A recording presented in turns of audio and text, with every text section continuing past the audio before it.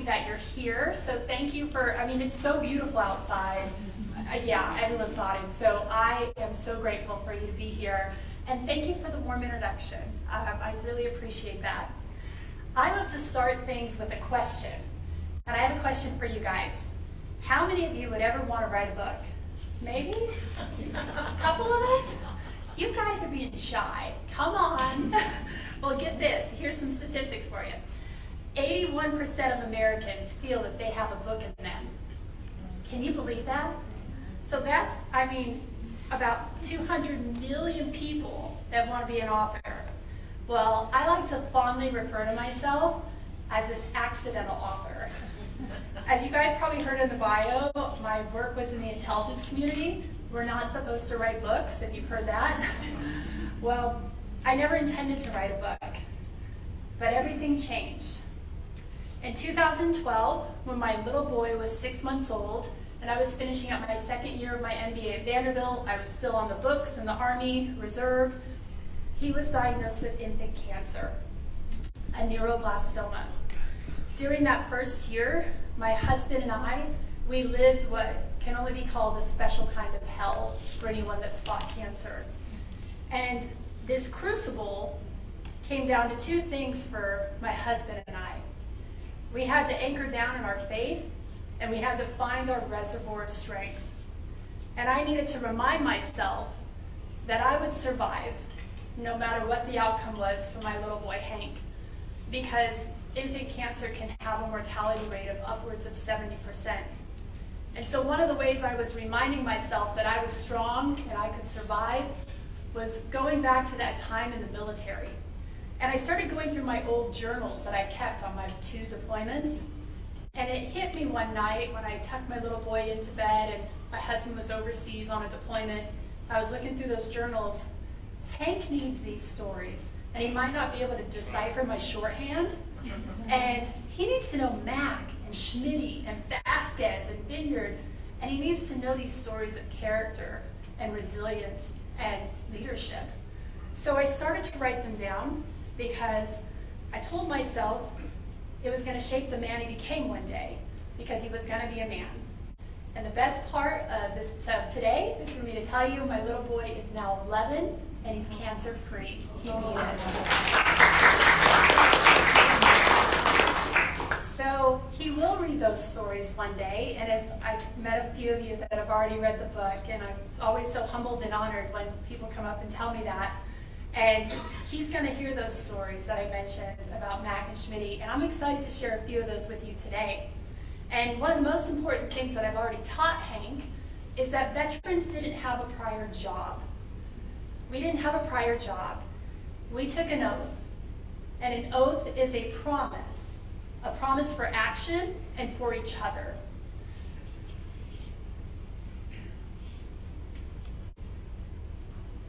Post 9/11 veterans have largely been referred to as the global war on terror generation.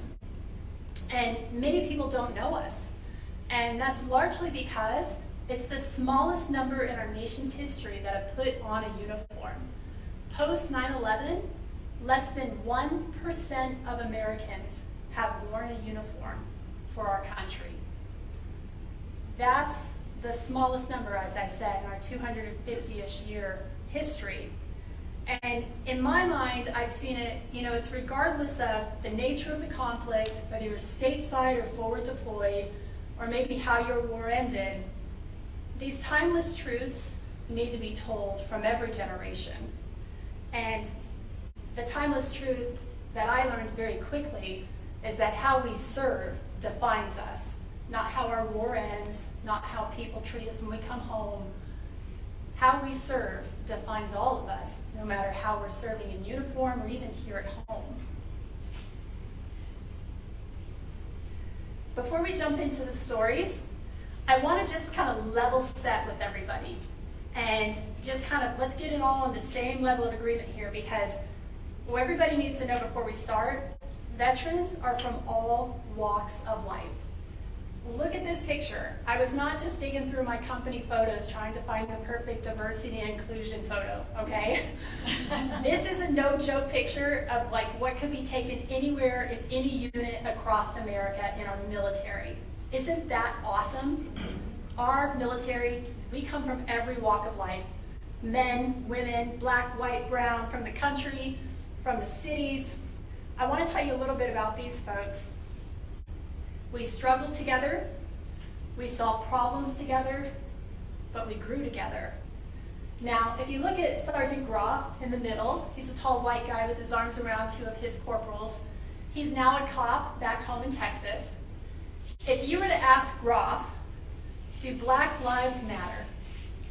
He would look you straight in the eye and say, hell yeah, because he would have given his life for that black man, his corporal, Tess.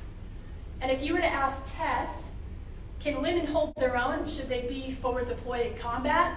He'd look you in the eye and say, hell yeah. He went through an entire year serving next to Lauren when they went through regular rocket attacks. These are the folks who represent our amazing military. And by the way, Tess served 4 one-year deployments by the age of 25. If you scooch over to Skip, Skip is a first-generation Afghan-American. His mom brought him and his brother over in the late 80s, and he volunteered to be an interpreter and help us over there in Afghanistan because he was raised still with the language, and boy, did he make all the difference. He came back home and he owns a gas station, and he's a small business owner, and he's amazing.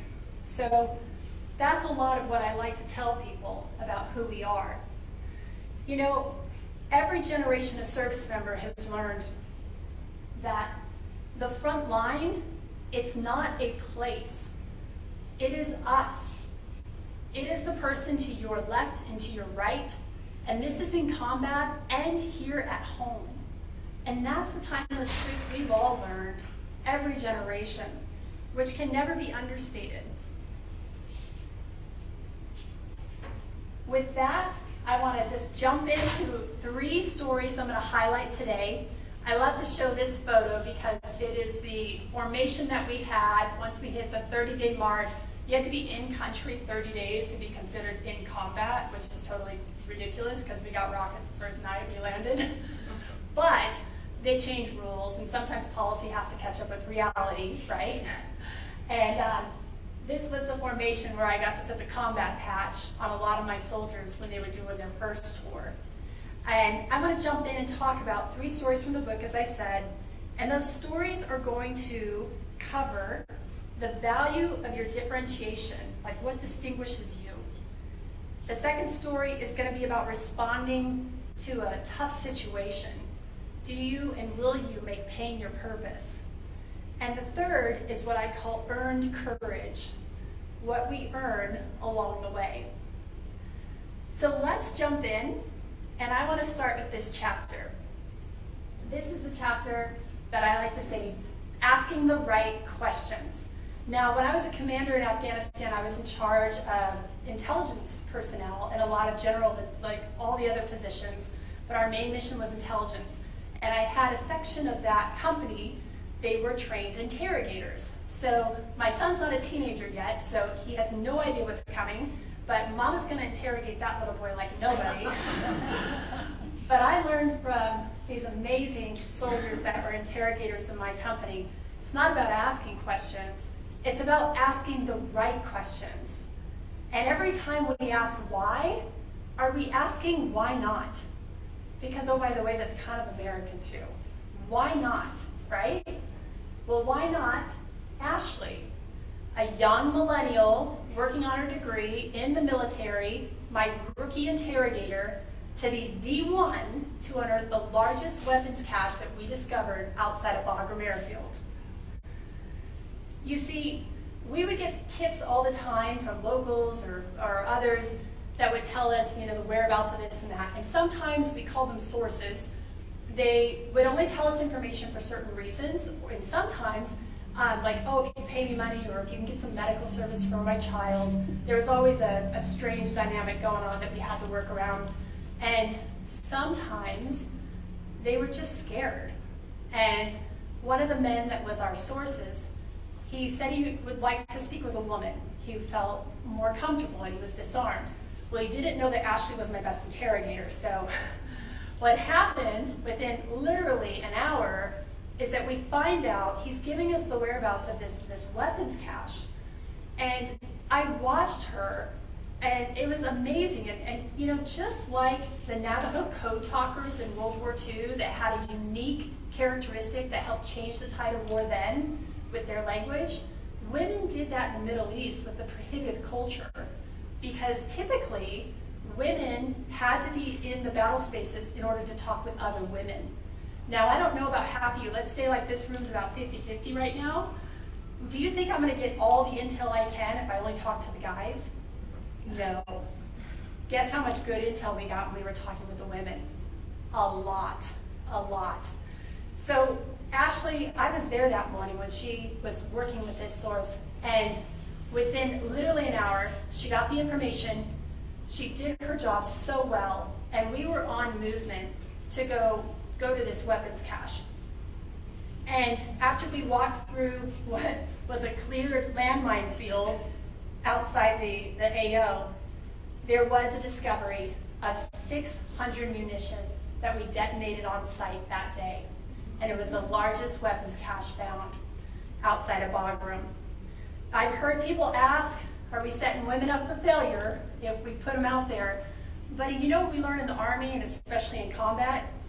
We have to ask, are we setting our mission up for failure? Not women. It's mission first, and people always. That's how we operate in the military.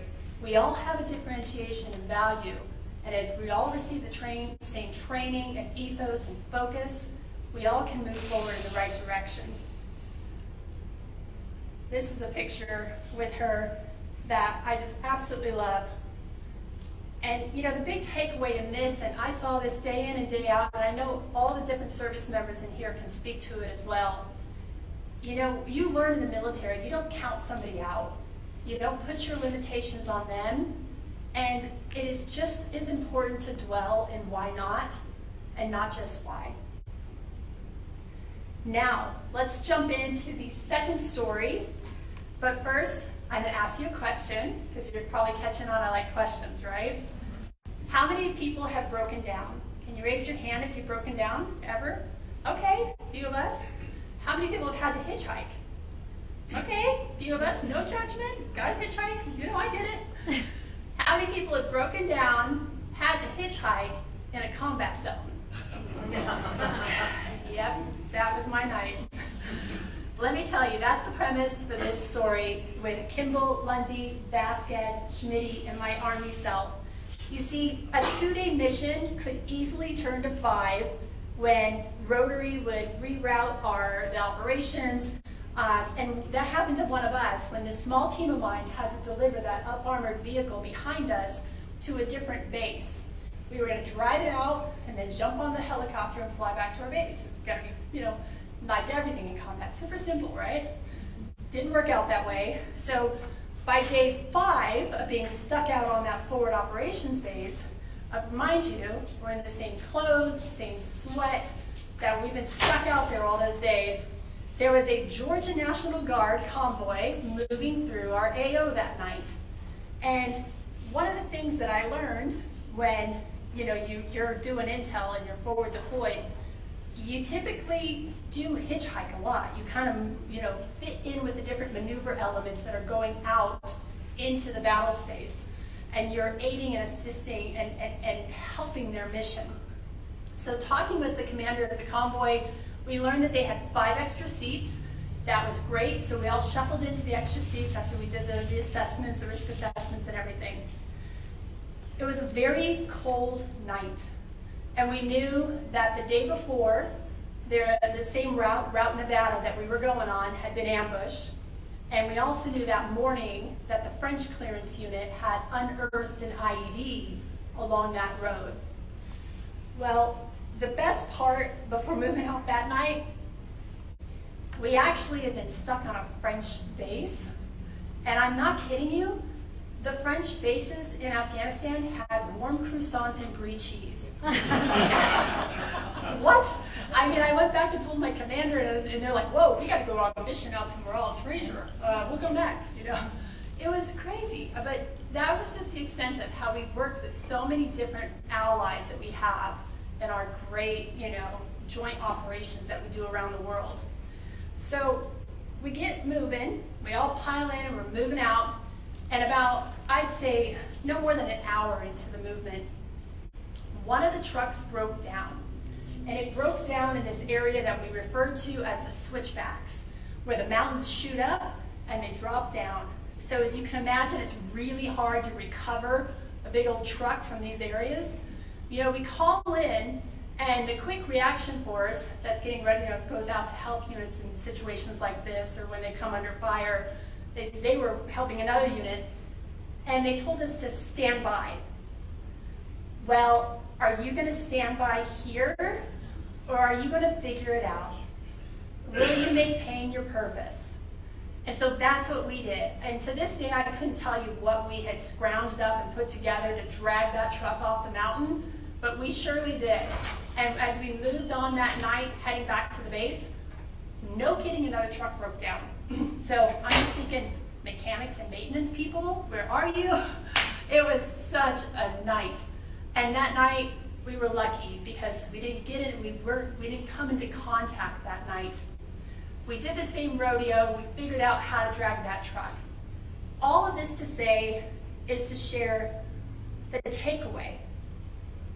Whether you've been forward deployed or you've been in situations like this where you come home after 6 days of wearing the same thing and you had to drag a few trucks off the mountain, and you just think, you know what?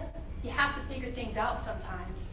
And the sense of resourcefulness that you gain when you are in service, it is unparalleled to what happens in any other walk, any other place I've ever seen. And it was that threshold for discomfort that you also realize you start to figure out how to respond to curveballs in life. And that's a valuable, valuable skill. And I said, it was the Georgia National Guard unit that we had hitchhiked with that night. I didn't know them. I knew my guys from my team. But that speaks to the power of how we all came together and figured it out because we had the same values, the same training, and the same mission. We all knew we needed to move forward in one direction, and we all locked arms and we did it. That is a powerful thing that we need to bring back home in so many ways. So the takeaway is, sometimes you have to embrace the suck. Have you heard that phrase? I know if you served in the military, you have. That is absolutely how we have an incredible story to tell in our economy. A lot of people don't realize a lot of veterans come home and they start businesses. Have you heard of these little companies called FedEx or Walmart? Huh? Supercuts? I mean, it's incredible. I mean, there's absolutely a resourcefulness, innovation that comes out with you when you leave the military. And I always love to highlight in that story. And the leadership lesson I learned that night, you may not always get to choose your team, but at the end of the day, you've got to ask, would they choose you? Would they choose you? That's how you got to walk in this world. All right, third story. Guess what? I'm not going to start with a question. I'll let you guys not worry about answering for that one. This story hits home in a really personal way. It's called chapter from my book where it was a tight spot one morning, early cold morning in December. You see, I had to meet up along the main gate of Bagram Airfield to meet up with two of my sergeants on a mission. And the purpose why I was joining them was two things. As a leader, you always do a spot. You check out your soldiers. You make sure they're doing the right thing. You guys have done that in your own jobs here at home, right? So I was going out and just making sure they were doing what they needed to do. And they were looking for information that day on the whereabouts of two French journalists who had been kidnapped in the area. The other reason I was going was because we needed some fresh photos, and I wanted to snap some pictures along the route because I had another team that was going to convoy on that same road later on, a couple days after that. When I showed up at the perimeter, I realized things had changed because there were 2 trucks at the beginning of the convoy, and the markings on the truck said EOD. Does anyone know what EOD is? Explosive Ordnance Disposal. These are the guys and gals that find bombs. You see, in the middle of the night, we got a tip. And these tips are always not just to help us, they're trying to hurt us too. Don't kid yourself. But this tip, we went through the process and we realized and we learned that there was an IED in place along the road that night underneath one of those culverts, those big round, you know what I'm talking about, underneath the roads. There was an IED in place, and they even gave us the approximate grid coordinate. So Jesse and I, which is so funny, I gotta share this. When I was building the PowerPoint, you know how it does the auto text of like, oh, this picture could be this or that. The auto text was 2 men in uniform. Really? Thank you, Microsoft. Robots are so smart, aren't they? Be careful, people. Jesse and I, over 50 pounds of our body armor, our 2 locked and loaded weapons, all of our gear and equipment. The 2 seats, like I said, with Intel, you're always hitchhiking, so you're finding the open seats. The 2 open seats for Jesse and I were in the second EOD truck. So we climb in and we sit in the 2 back seats that were open, and we have this, bulletproof glass in the back window of the back of the truck where we can help observe. We've got the squawking going on, our headsets on. And as we're pulling out, I said, all right, Jesse, let's do this. And we took a picture, and, I realized when I tucked that camera away, Jesse 3 weeks earlier had helped carry the flag-draped coffin for one of our soldiers who had driven over an IED. And we had to send that soldier on his final flight home. So it was a very, very, real, palatable, you could touch it in the air feeling of the sense of where we were going and what we were doing. About 30 minutes into the movement, like I said, we've got the radios on our heads, we're hearing the squawk and the talk and the chitter-chatter. In very clear Army language, I'll just leave it at that, I hear someone say over the mic, "Security halt, I think we passed the coordinate." The trucks do the security halt. Jesse and I instantly look out of the glass window, and we had just stopped on top of a culvert. So in our clear Army language, we told the driver to move forward, and he did. And not long after that, after we deployed good robots that helped us go into that culvert, we realized we had just driven over and parked on top of the culvert that had the IED in it. But we were early that morning because they hadn't connected the command wire yet. Call it chance, luck, fate, blessings. I will always thank God. We call it a lot of things, but we also need to call it a remote miss.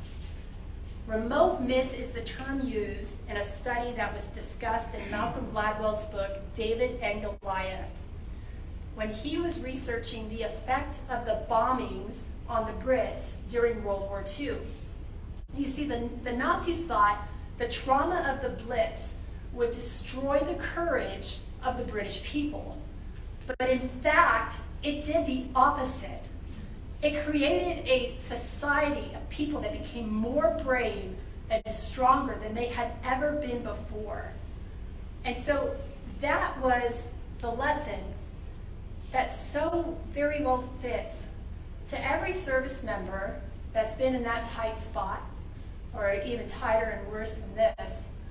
And even here back at home, you've ever had to hold a baby and they told you that baby's got cancer, is that courage isn't something you already have that makes you brave when the tough times start. Courage is what we've all earned along the way. We all have reservoirs, and we need to remind ourselves of those reservoirs and remind each other that we can get through the tough times and those remote misses. Well, I wouldn't be a good former Intel person if I didn't give you some more data, right? So let me share some of that with you. There's a Veteran Civics Health Index that's regularly produced in partnership with several organizations. And what it consistently tells us, and they just started doing this in the last decade, and I put all my money on it. I bet you this is evergreen. This is absolutely something that's true to every generation. Consistently, veterans show up more to vote, they donate more to nonprofits, they show up to local meetings, they get involved, because again, when I talked about that oath, it's not something that's undone. It's not a prior job. It's how we've been molded and shaped, and that is so important. I just want to add to this before I go to the next slide. You know, I'm just going to say it straightly, and I don't mean to be offensive to anyone, but you know, we have great charities out there, but veterans are not victims. We are not charity cases. We are citizen warriors. We are an unmatched currency in our culture and economy that's been proven time and time again since the beginning of our country. And thank God we have those charities that help those that have those special needs here and there along the way. But I'm telling you, when we think about George Washington's quote, and I'm sure many of you have heard it, the willingness of the next generation to actually wear a uniform is going to be based on how we treat this one. Well, if we're treating them pretty well. We've got great veteran organizations, and our VA benefits have never been better. I mean, they're not the best, but they're getting better and better. But the point is, there's too much of a narrative that veterans are broken, that veterans need help. The truth is, we want to help. We want to give a helping hand. So that narrative is hurting our recruiting efforts, which every service just failed miserably this last year in recruiting. So we need to always talk about veterans and speak truthfully. Yes, there are small numbers here and small numbers there that need special assistance and service, and they need a battle buddy for whatever reason it is, and we'll be there. But the larger part of the veteran and the military family is one that shapes America for the better as we move forward. And many of you guys know the history just as well as I do.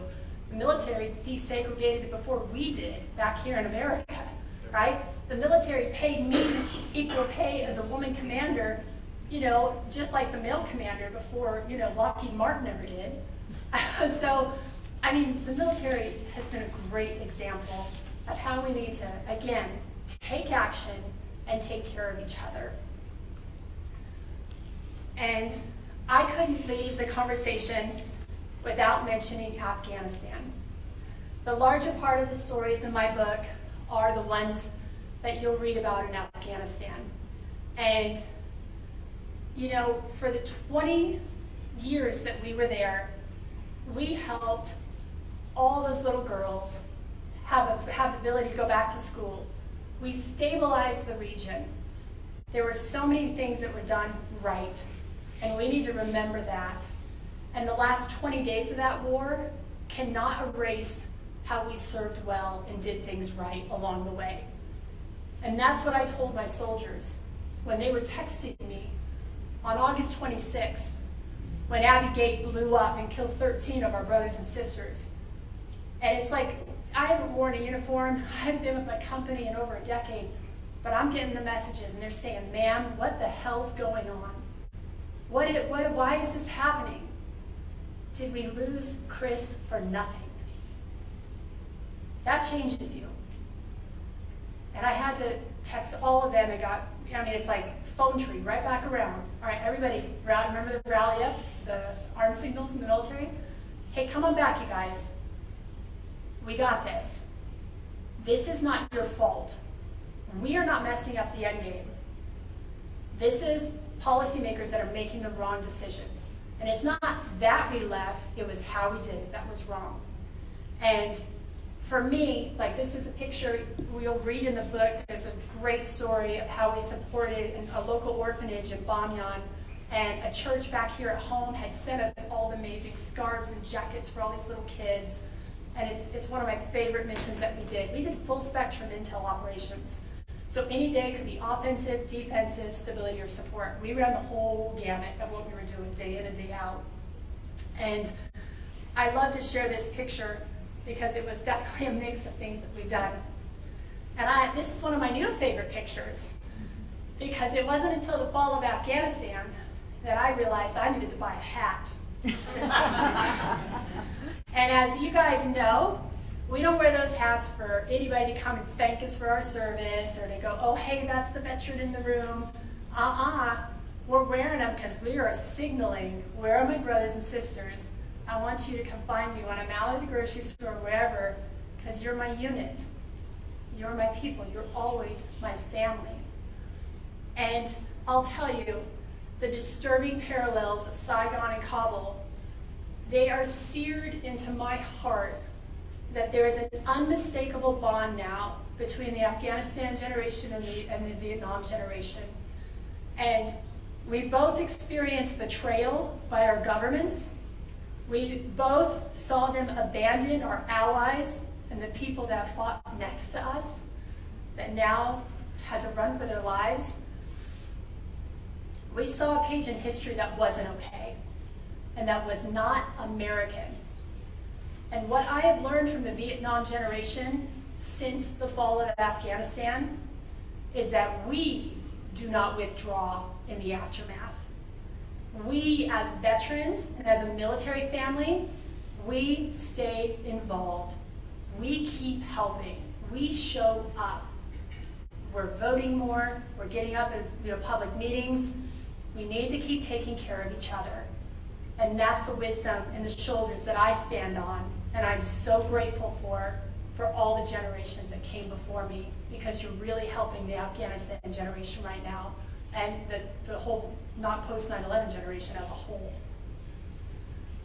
And I think that kind of tees me up for one last story before questions and answers. So you ask the questions, and I will do the tap dance. Does that sound good? When my book first came out, I received the rare honor of being asked to speak on a panel at the Council on Foreign Relations, and I was so excited.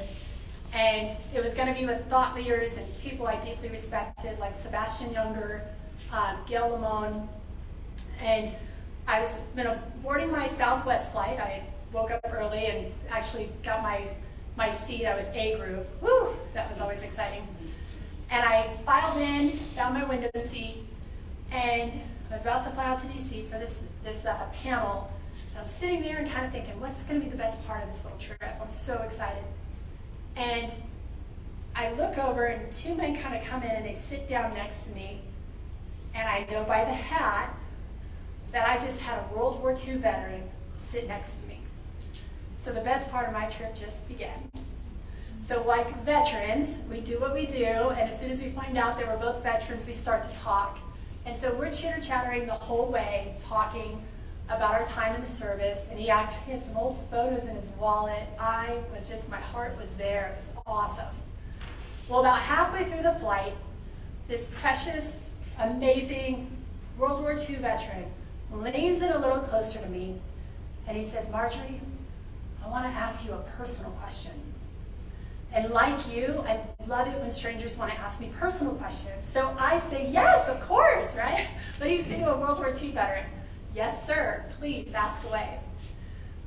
He then leans in a little more, and he said, was there anything over there worth fighting for? And I knew instantly, with my book coming out, people were going to ask me that all day long. And this was before the fall of Afghanistan. They were going to ask me, what were you doing? What was it worth it? And just that moment, being with him, I knew exactly what to say. I looked at him and said, absolutely. They were to my left and to my right. And he shook his head up and down, and he said, I know. I know. Every generation knows that truth. It's a timeless truth that we all must hold on to, is that it is always worth it when we take action and we take care of each other. That's the power of service, and that's what we bring home. And so as you've read through the Frontline Generation, you see that there's a clear call to action at the end of it. You're not done. We still have work to do right here at home in whichever way you can find that makes sense for you in your life right now. but you are needed. You are needed so badly because it is our time to help steer and really influence the culture and economy of our country for the better. So I hope that you will always enjoy, a chance to find a way to help. I think I know the answer already. And at this point, I would love to answer any of your questions. Thank you.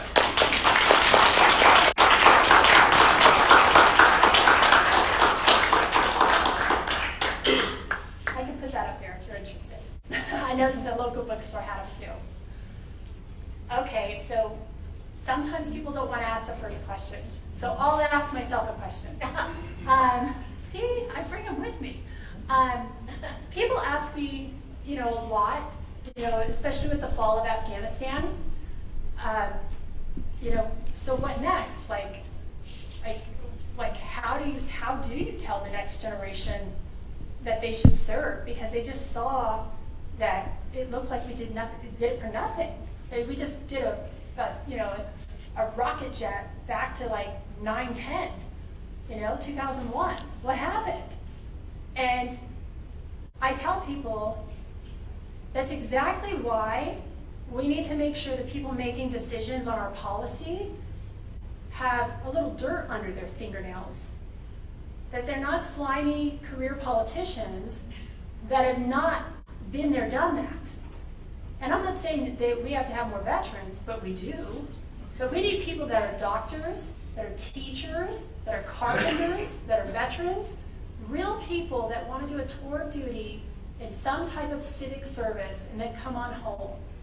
Don't stay there and put a tent up. Good God, we need term limits. So I would say that's what's next. And that's something beautiful that we learned after the fall of Saigon, is we had a wave of veterans in the 70s and early 80s that said, not on my watch, that's not us. And they got involved and they found ways to serve and get involved here at home. Whether it's commissioners, city council, governors, Senate, they did it all. And just check this out.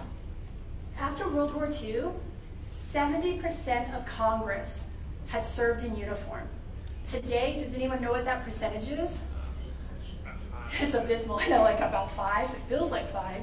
It's actually around 18%. But what you see when you do the analysis of like 70% to like 18% is a perfect X. And the other thing that's also taken place, when we have fewer veterans, we don't pass legislation. We don't fix things. We have all the bickering and no, I'm not talking to you because you're red, you're blue. You know what? Veterans don't care. If you're a Marine and I'm a soldier, well, I'm sorry you're a Marine, you should have been a soldier. We're gonna, totally harass each other, relentlessly, and then we will love each other and we're gonna go shoot in the same direction. Because that's what we do. That's what you get when you send veterans to be policymakers. So we need more veterans serving at all levels.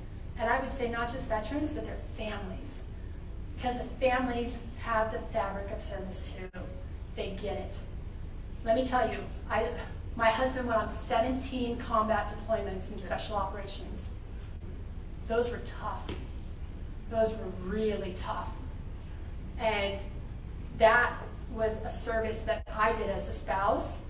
Apples and oranges. I'll tell you all day long, send me. I don't want to sit home and, not look at my phone. Our family members are amazing. We have so many wonderful supporters. Okay, I asked my first question to me. I need someone else. Yes, sir. Did you choose intelligence or did they cherry pick you into it?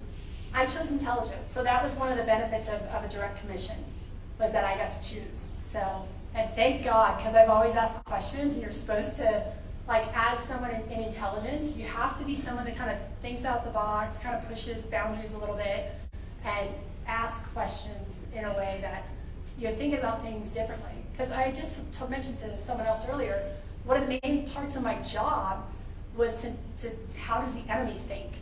And I would have to present before we go on missions what we called COAs, courses of action. This is the most likely, this is the least likely, this is the riskiest, the wild card on what I think the enemy's going to do. I mean, so we had to, be very thoughtful. But luckily I got to choose because, man, you don't want me flying a helicopter. That was good for my husband. Yes, sir. You alluded to the fact that we have low recruiting percentage today. I mean, I read the article on the percentages compared to the past. How do we rectify that? I mean, is it, you got this woke system into the military, and how do you rectify that? I mean, Well, sir, that's a great question. And he asked, how do we fix the recruiting problem? And I tell you, first of all, we have to stop the narrative that veterans are broken. So we need to really flip that boat. And second of all, I think when you talked about the woke aspect of, they're being, trained about pronouns or weird things that you hear and you're like, what? What's going on? We didn't do that, And I'll tell you this, it's all those civilian appointees at the DOD from the administration that's at the top. I mean, those are the ones that have major influence on the Pentagon that kind of pushes the culture a little bit like this, right? But the point is, I mean, I'm telling you, when we went through rocket attacks or whatever, I wasn't asking someone's pronoun, okay? I mean, we have to stay focused on the whole point of the mission of the military.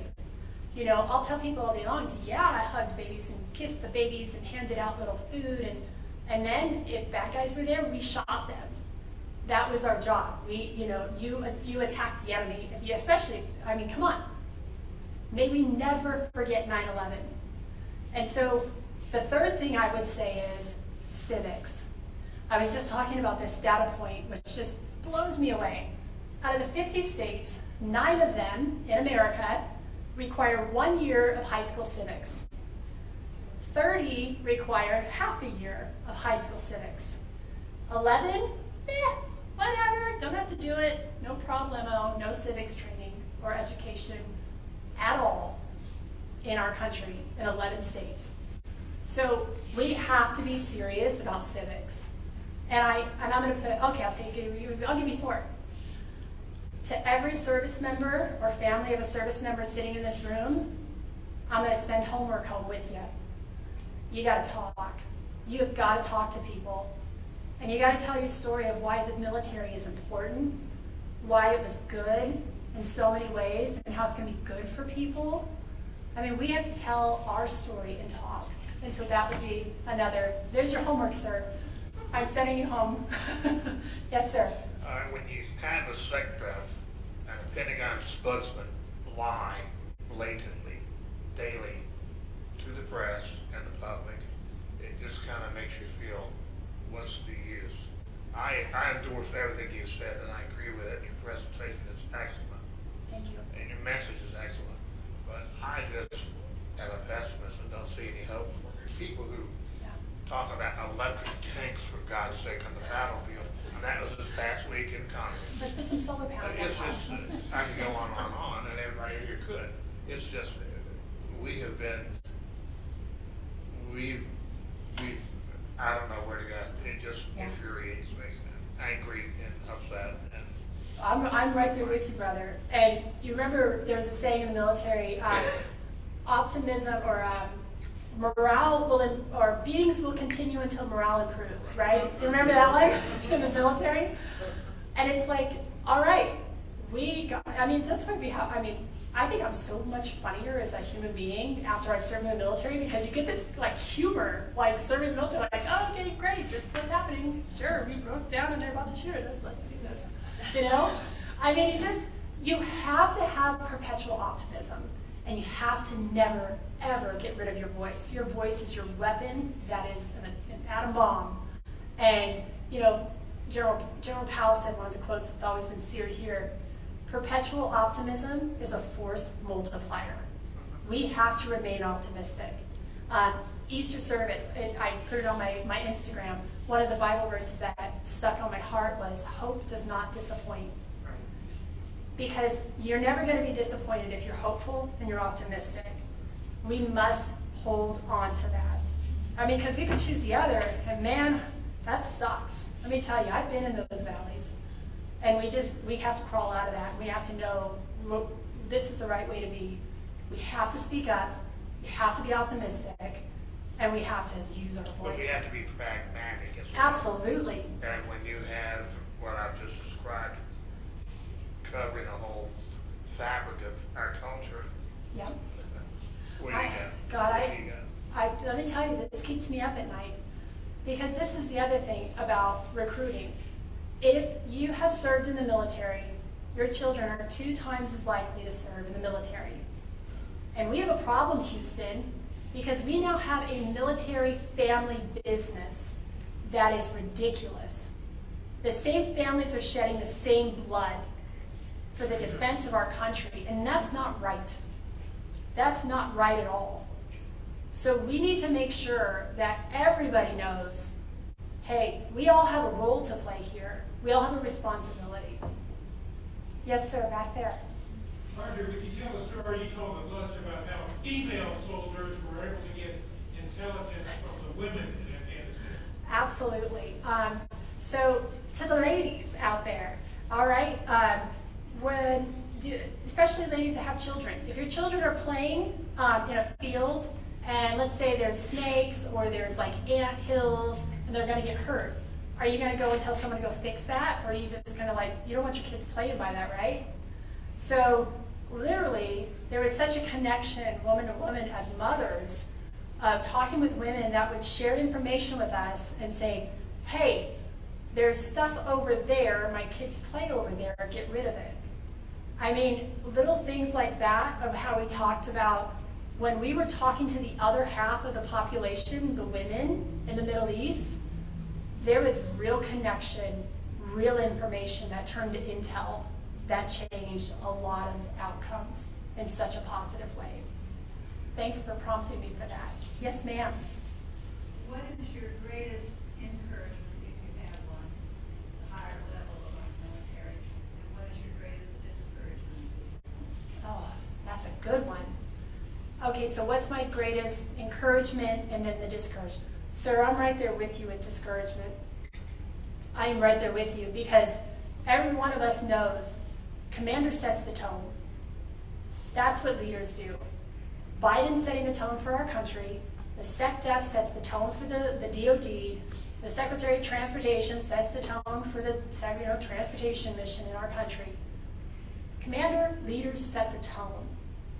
And we don't have the right leaders in our country right now, in my opinion, that are making sure we're staying focused on the mission. I'm all about, I'm a Teddy Roosevelt in the sense of I want my national parks. Don't touch my environment. I love a tree. My husband and I actually gave him out as wedding presents, little tree saplings 20 years ago, because the plastic swans with M&Ms wasn't really working. But I'm all about it. But we have to be focused here. And I would say what's encouraging for me about the military, tonight I'm going to have dinner with my nephew, who's a Marine Raider. So we have a Marine in the family. I just wanted to say, I let him in the house, but I will harass him relentlessly. And he's phenomenal. And he's already done 2 tours.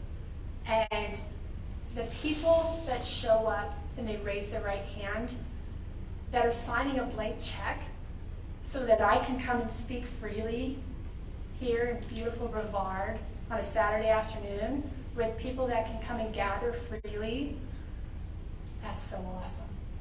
We still have people that say, hey, this matters. And no one does that to my country. I'm showing up and I'm helping. And that's awesome.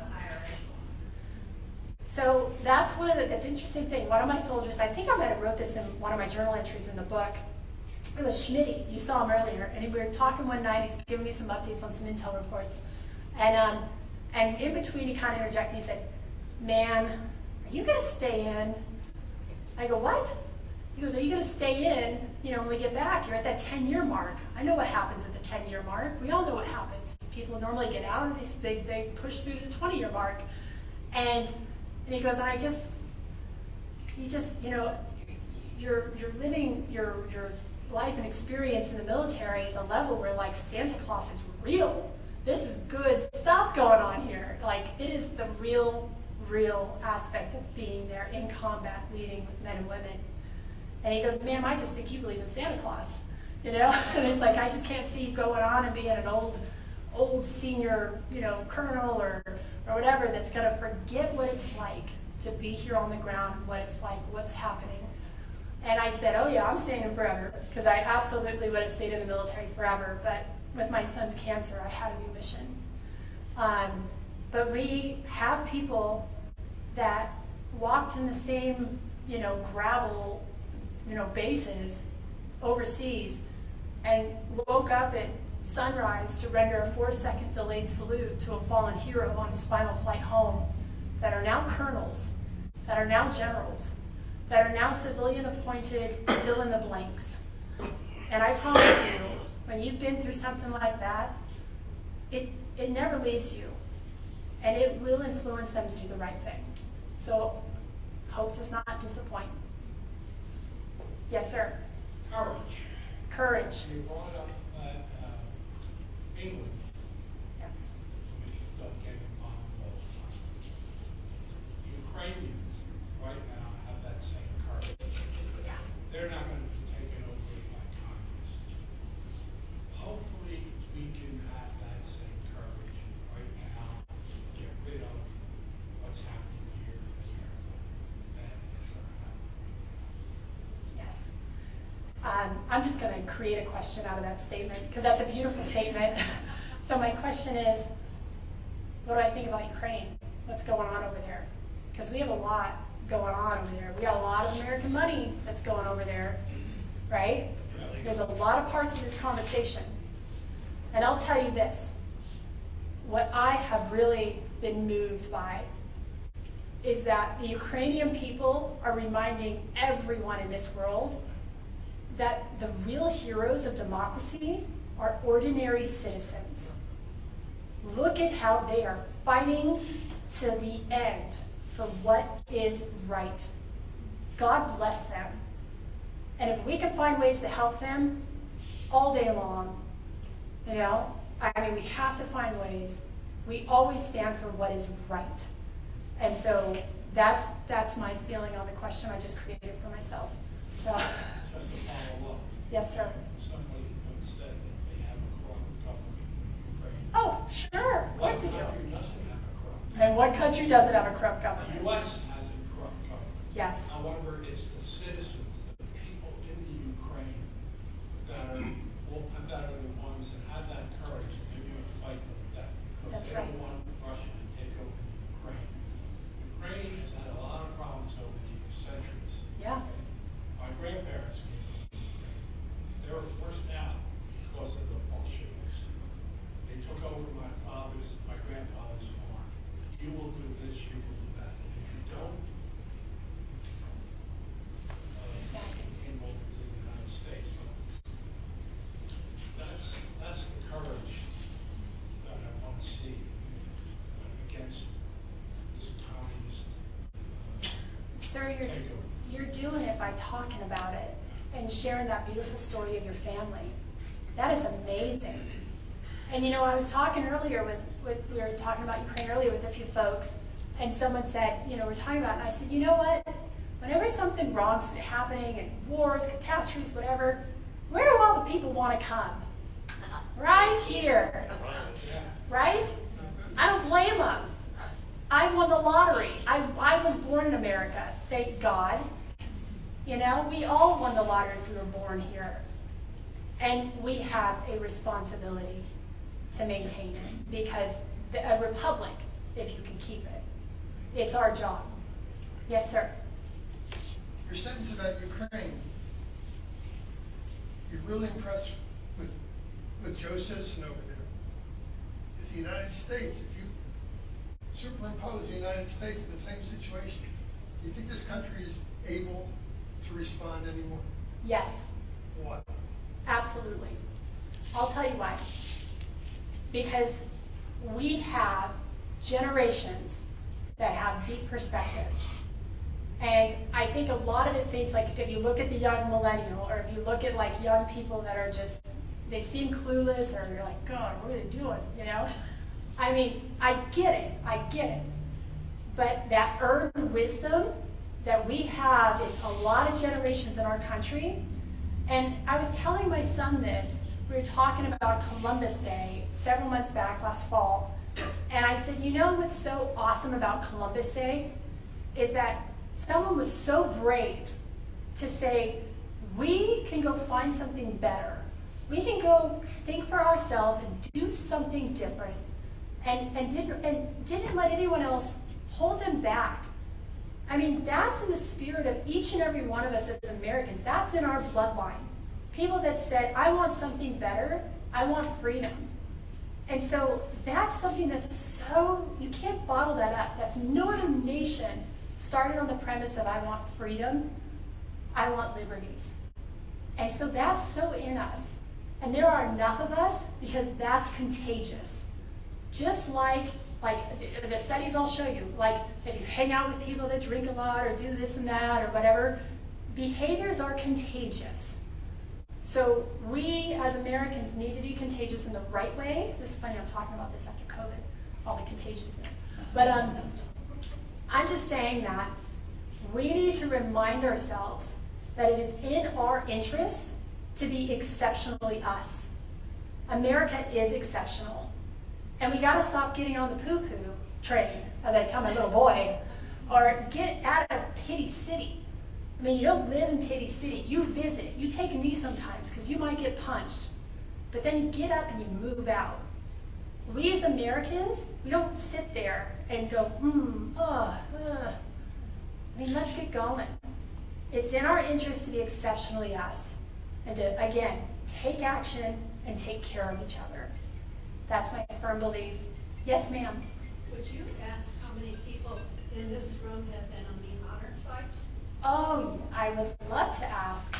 And I would like to say that as a Rotarian, and we help to fund that, we have committed over $100,000 sending 21 veterans from here to Washington.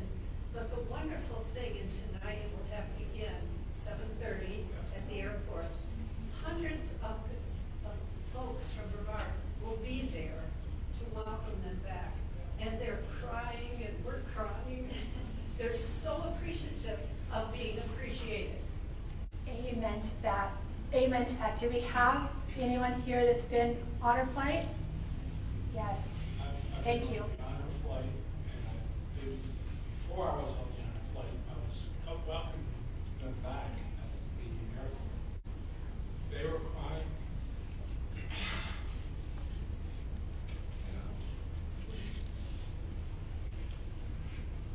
So we love our veterans. I'm going to do this right here for you. I am right there with you. And I know that about Brevard. I'm telling you, I've been all over North Carolina because I kind of did a thing last year. It was called Represent It. It was insane. And I can answer questions about that too. But it really was a privilege because I got to ride shotgun and I got to see all these different parts where maybe I just go spend a weekend. My family, we got to sit and listen to what's going on and to meet people and to see how, like, what's the real spirit of this area of our state. And Brevard is special. I will tell you that. Brevard is a really special place. And you love the military and you support the military and you get it.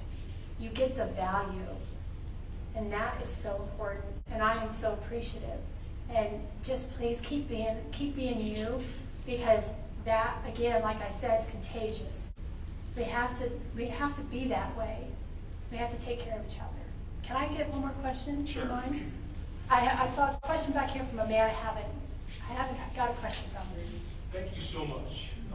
This does so much good for our country and our heart. My wife beside me raised 2 children, West Point graduates.